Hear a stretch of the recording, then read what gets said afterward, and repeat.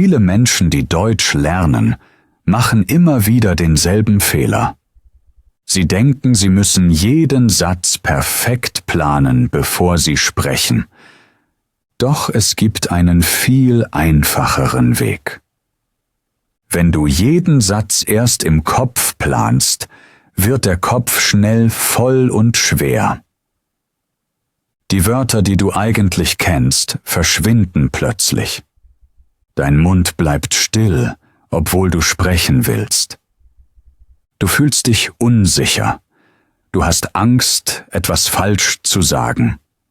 Und genau in diesem Moment wird alles noch schwieriger. Dieses Gefühl kennt fast jeder, der Deutsch lernt. Du bist nicht allein damit. Und genau deshalb ist es so wichtig zu verstehen, was wirklich funktioniert. Und hier kommt der Moment, den viele zum ersten Mal nicht erwarten. Es liegt nicht daran, dass du zu wenig Wörter kennst. Es liegt auch nicht daran, dass dein Deutsch schlecht ist. Der wahre Grund ist, dass du versuchst zu kontrollieren, bevor du sprichst. Viele Menschen wollen beim Deutschsprechen alles richtig machen, und genau dieses Denken blockiert sie mehr, als sie merken. Perfektion klingt gut, aber beim Sprechen wirkt sie wie eine Bremse. Wenn du jeden Satz erst prüfen willst, fühlt sich dein Kopf an wie ein Computer, der zu viele Programme gleichzeitig offen hat. Du willst die richtige Grammatik, den perfekten Artikel, das passende Wort, und genau in diesem Moment stoppt deine Stimme. Die Wörter, die du kennst, bleiben fest. Dein Mund wartet, dein Gehirn sortiert, und du sagst am Ende gar nichts oder viel zu spät. Perfektionsdenken macht Sprache schwer, weil Sprache kein Prüfungsfach ist, sondern eine Bewegung. Du lernst nicht sprechen, indem du über Sprache nachdenkst, sondern indem du die Sprache benutzt. Genau deshalb sprechen Lernende im Alltag oft schlechter als zu Hause. Zu Hause ist alles kontrolliert, ruhig, sicher. Aber draußen musst du sprechen, während etwas passiert. Menschen reden, Dinge bewegen sich, Situationen ändern sich, und echte Sprache entsteht genau in diesem Fluss. Sprache ist Handlung. Sie entsteht, während du atmest, denkst, fühlst und reagierst. Nicht vorher. Wenn du also darauf wartest, dass der Satz perfekt ist, wartest du auf etwas, das beim Sprechen gar nicht existiert. Niemand spricht perfekte Sätze, nicht einmal Muttersprachler. Sie verbessern sich, brechen ab, fangen neu an, benutzen einfache Wörter, lassen Artikel weg. Und genau deshalb klingen sie flüssig, weil sie nicht auf Perfektion warten. Flüssigkeit entsteht, wenn der Mund sich bewegt, nicht wenn der Kopf plant. Es ist wie beim Tanzen. Du wirst nicht besser, indem du dir die Schritte im Kopf vorstellst. Du wirst besser, indem du tanzt. Sprache funktioniert genauso. Wenn du anfängst zu sprechen, auch wenn du noch nicht weißt, wie der Satz endet, entsteht echte, lebendige Sprache. Und genau dieser Moment ist der Anfang von flüssigem Deutsch. Ich erinnere mich an einen Moment, der für mich alles verändert hat. Es war ein ganz normaler Tag, und ich stand im Supermarkt vor dem Kühlregal. Ich wollte etwas fragen, aber in meinem Kopf war Chaos. Ich suchte die richtigen Wörter. Ich wollte den Satz perfekt machen, und je mehr ich darüber nachdachte, desto weniger konnte ich sprechen. Mein Mund blieb zu, mein Herz wurde schneller, und ich wollte schon einfach weggehen. Doch dann passierte etwas, das ich bis heute nicht vergesse. Ich habe nicht den ganzen Satz geplant. Ich habe einfach nur den ersten Teil gesagt.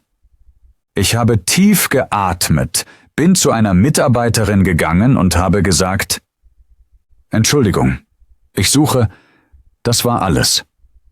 Nicht mehr.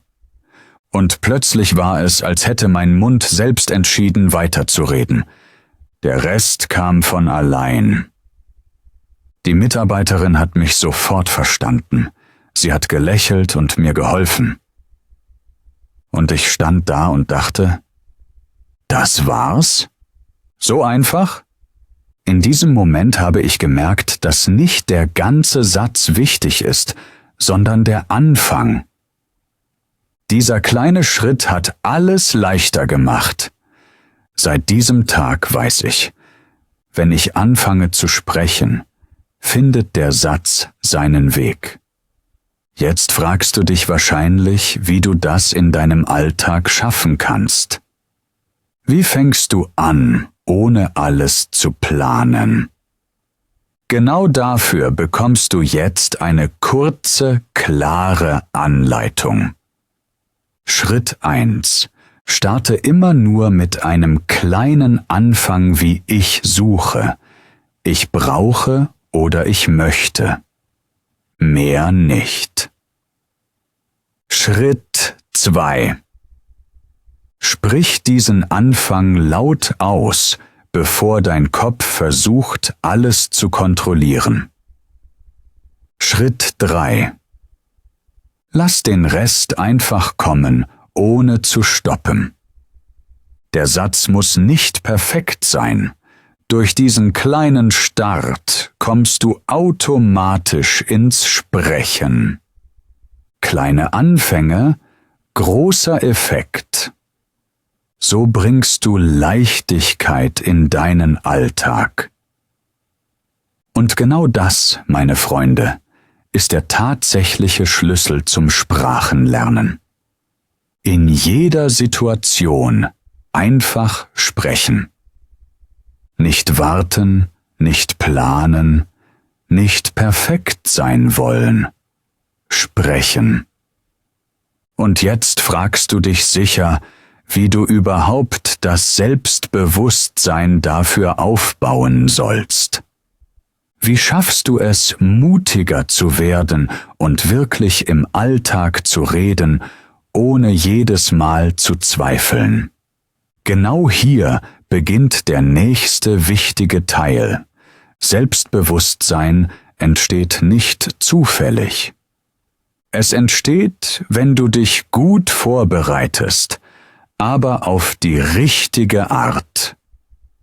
Du brauchst feste Wortkategorien, die du jeden Tag übst, damit du nicht lange nachdenken musst. Wörter, die du ständig brauchst. Essen, Alltag, Gefühle, Orte, Handlungen. Wenn du diese kleinen Gruppen immer wieder wiederholst, bleiben sie schneller hängen. Dann fängst du an, eigene kleine Texte zu schreiben. Nichts Großes, nur kurze Sätze über deinen Tag, über dein Essen, über deine Pläne. So trainierst du deinen Kopf, Sätze im Flow zu bauen. Und zu Hause kannst du entspannt üben, ohne Druck, ohne Zuschauer. Du bereitest dich vor wie ein Sportler vor dem Spiel. Und wenn du dann draußen im Alltag bist, bist du nicht mehr überrascht. Du bist vorbereitet. Du kennst die Wörter. Du hast die Sätze schon einmal gesagt. Und genau das gibt dir Sicherheit.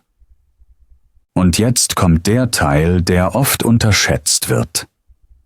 Du musst das, was du lernst, so schnell wie möglich in echten Situationen benutzen.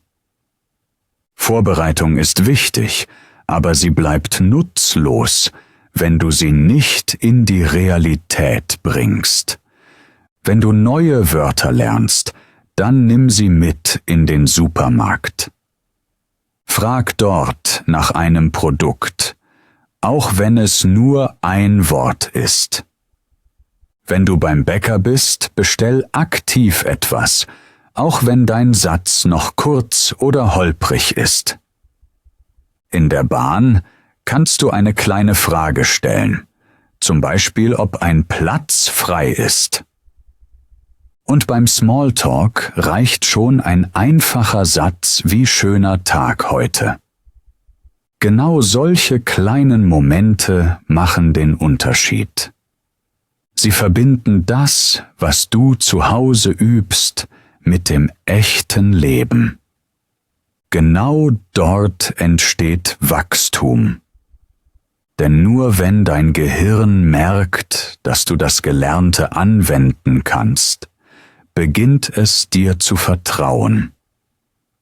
Vorbereitung plus echte Situation, das ist die Kombination, die dich wirklich voranbringt.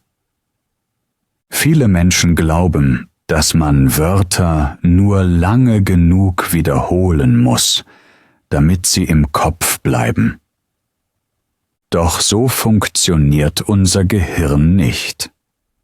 Dein Gehirn speichert Sprache nicht durch reines Wiederholen, sondern durch echte Erfahrungen. Wörter bleiben erst dann wirklich hängen, wenn du sie in einem Moment benutzt, der eine kleine Emotion auslöst.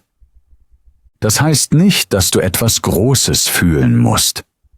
Es reicht schon ein winziger Augenblick von Interesse, Überraschung, Freude oder sogar leichter Nervosität. Immer dann sagt dein Gehirn: Das ist wichtig, das merke ich mir. Genau deshalb kannst du manchmal ein Wort 100-mal zu Hause üben und trotzdem in der echten Situation vergessen. Dein Kopf sortiert es als nicht relevant ein. Aber wenn du dieses Wort draußen wirklich benutzt, im Supermarkt, beim Bäcker, im Gespräch mit jemandem, entsteht eine Verbindung. Dein Gehirn verbindet das Wort mit einer Handlung. Emotion plus Handlung. Das ergibt echte Erinnerung. Stell dir vor, du sagst im Supermarkt zum ersten Mal laut: Ich suche Reis. Dieser Satz fühlt sich anders an als zu Hause. Du hast ein kleines bisschen Spannung im Körper.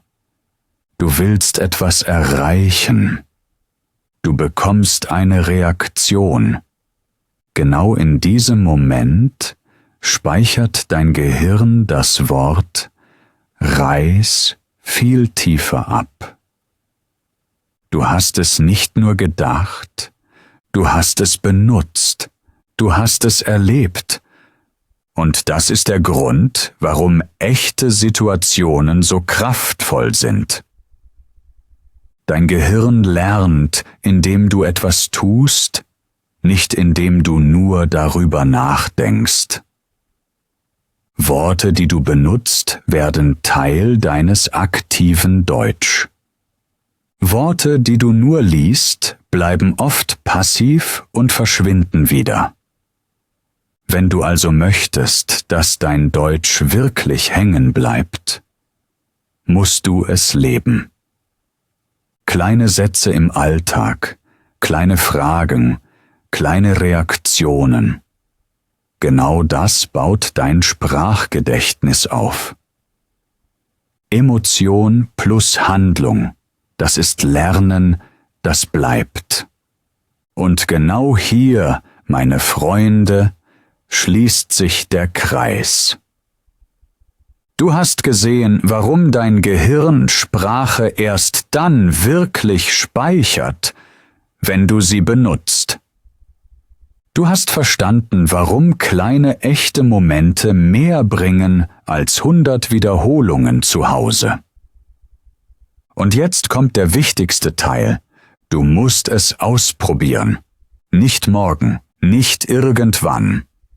Heute. Denn jedes kleine Gespräch, jeder kleine Satz, jede kleine Frage baut eine echte Verbindung in deinem Kopf auf. Genau dadurch wird dein Deutsch flüssiger, schneller und natürlicher. Viele Lernende denken, sie müssten erst perfekt sein, bevor sie sprechen dürfen. Aber in Wahrheit entsteht Perfektion erst durch das Sprechen selbst. Dein Gehirn braucht Erlebnisse, keine Theorien. Es braucht Handlung, nicht Planung. Es braucht kleine, mutige Momente. Und du hast diese Momente jeden Tag. Im Supermarkt, an der Kasse, in der Bahn, im Café, sogar zu Hause beim Selbstgespräch. Jedes Mal, wenn du einen Satz laut sagst, wächst etwas in dir. Deine Stimme wird sicherer. Deine Zunge wird schneller. Dein Kopf lässt los. Genau das ist der Weg. Kein Druck, keine Angst. Nur kleine Schritte, die immer leichter werden. Wenn du das regelmäßig machst, wirst du irgendwann merken, dass du gar nicht mehr so viel nachdenken musst. Die Wörter kommen von allein, die Sätze fließen. Und das Beste ist, du wirst stolz auf dich sein. Wirklich stolz. Denn du weißt, dass du selbst diesen Fortschritt gemacht hast. Jetzt möchte ich dich einladen, aktiv zu werden. Schreib mir in die Kommentare, welchen Satz du heute im echten Leben benutzen willst. Nur einen Satz. Mehr nicht. Schreib ihn auf, sag ihn laut und nimm ihn mit in deinen Tag. Ich pinne dir einen Kommentar an, in dem du deine Antwort posten kannst. Und ich lese wirklich alles. Lass uns gemeinsam weiter wachsen. Du bist näher dran, als du glaubst.